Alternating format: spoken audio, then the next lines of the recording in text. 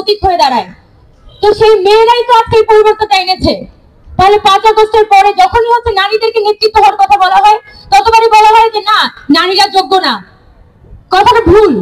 নারীরা অবশ্যই যোগ্য, কিন্তু এই নারীরা যাতে সামনে আসতে না পারে তার জন্য প্রতি পদে পদে নানা ধরনের বাধা তৈরি করে রাখা হয়।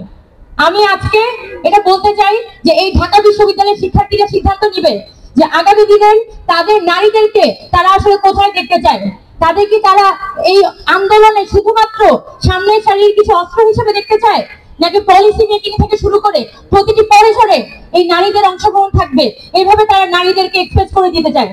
এটা এই ঢাকা বিশ্ববিদ্যালয়ের শিক্ষার্থীদের সিদ্ধান্ত।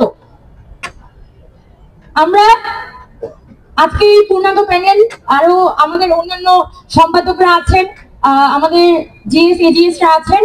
আমি আমার পাশে যিনি জিএস আছেন তার সম্পর্কে কিছুটা মন্তব্য করতে যাচ্ছি।